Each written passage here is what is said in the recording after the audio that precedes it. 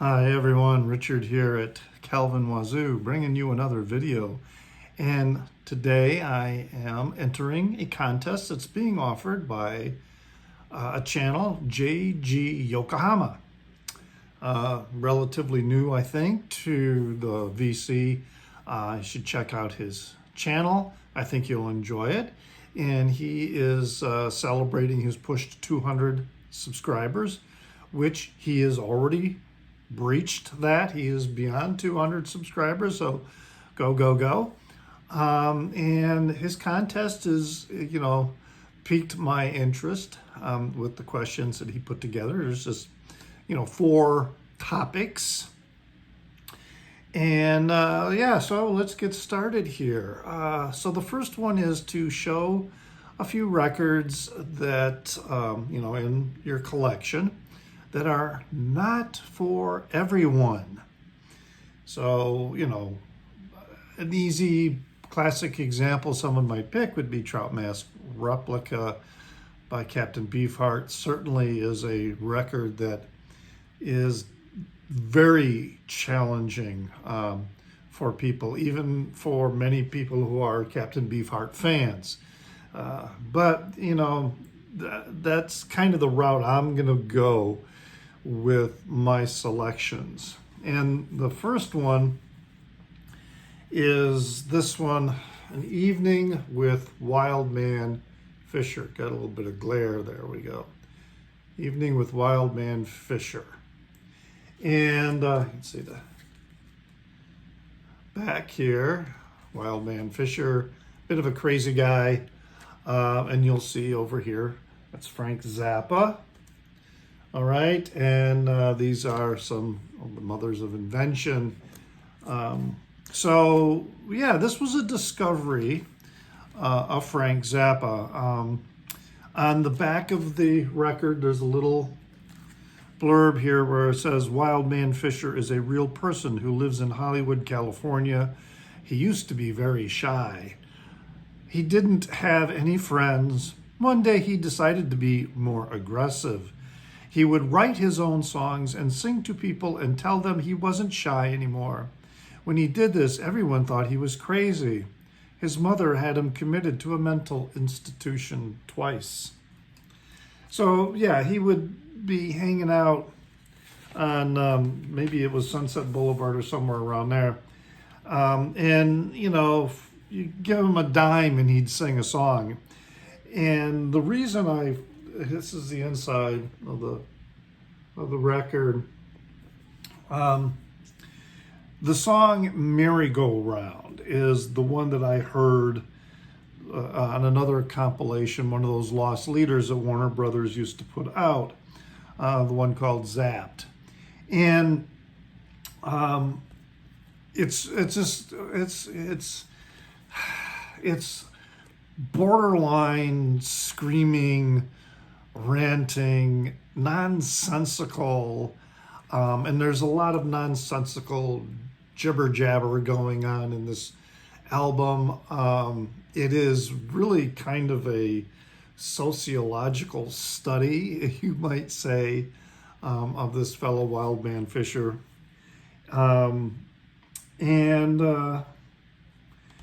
It's not for everybody. It's barely for me. It's certainly not something I throw on very often. I might play this once every couple of years just because I'm just in that mood that I would, I want to listen to it.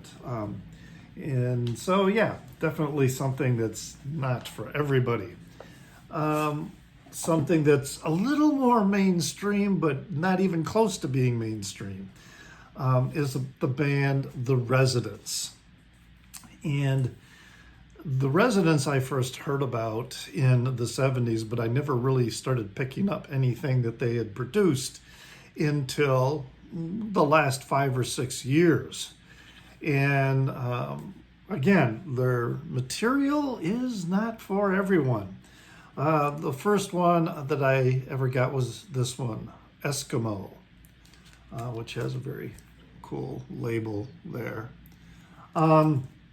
So Eskimo, it's it's sort of an anthropological sound recording, ostensibly about an Eskimo or Inuit village and their spirituality, their myths.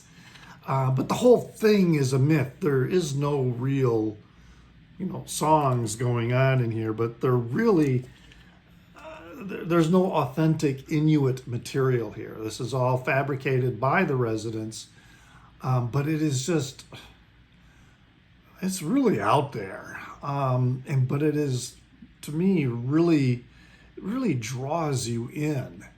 And there's like parts where this child is lost and the whole village is trying to get the child back, returned from whatever evil spirit is out there, in the Arctic, that has captured this child. It is alarming, it is spooky, it is just really amazing. But yeah, this is something that's not for everybody. One of their earlier records is this one. It's called Third Reich and Roll. And it's a sequence, there's a label there to go with it. It's a sequence of the residents doing their own thing with popular songs and little snippets, and sometimes the songs are like recorded on top of each other, and so it's almost like this chaotic cacophony of music and shrillness, and I like it. I do. It's just, but it's not for everybody. So those are my selections for that category. The next one is my most trashed album. And my most trashed album is this Jerry Garcia debut that I found, and here's the trashed part. The cover suffered very severe water damage, but I found it in an antique store for a couple bucks, and the wax is actually, well, I see people show their record, to try and show the condition of the record, on these videos, but you really can't tell. But yeah, the condition is pretty good. I would give it a VG or VG plus. It's just, excuse me, the cover is just totally trashed. And in fact, I ended up making, because you really can't see the song list on any of this, and so I made a little card and to keep that so I know that. So that's my most trashed album. All right, next one is Crazy Artwork. And if you like psychedelic music, and you are into broadening your experience with psychedelic music, I highly recommend the record label Guru Guru Brain. It is an Asian label, and they specialize in psychedelic music by Asian bands, East Asian bands mostly. So they have bands from Japan, from Taiwan, from Thailand, from Indonesia, from Korea, South Korea. So, and I have a few of those, and they have some really fantastic artwork, like this one here. Just really, this is the Thai. This is a Thai band. It's Kana Beerbud is the name of the band, and the record is Strangers from the Far East. And for a while they were pretty readily available in stores, probably not so much anymore, but Guru Guru Brain does have a website that I think you can order from. But yeah, this is a band called Mong Tong. That cover, just really fantastic stuff. which is a couple of their brothers, I believe. Yeah, brothers, Taiwanese. One of them is very much the synthesizer person, and then the other one is electric guitar. Really interesting stuff, but the really fantastic artwork. And then this other one is by a band called Masana Temples, and the record is called Kikaku Moyo. And again, we look at this. I mean, that's, I put the hype, took the hype sticker off and put it on the. Let me take this out. The, just really wild stuff, and pretty good music. I do like, there's the recordings, everything that I have picked up from this label has been quite good, and artwork is just really just crazy fantastic. But some other ones, I mean, to me, this album cover of the Mothers of Invention, Weasels Ripped My Flesh, is such a classic cover. It's a Neon Park cover. Neon Park did a few, I believe, covers for Frank Zappa, and it's based on a Schick electric razor advertisement, magazine advertisement, sort of combined with this cult film about that was out there called Weasels Ripped My Flesh, or something like that, The Night of the Weasels, or just really crazy stuff that Frank said to Neon Park, hey, can you do this? And he did it, and Frank just absolutely loved it. But probably the most iconic crazy artwork and the whole concept of it was this one.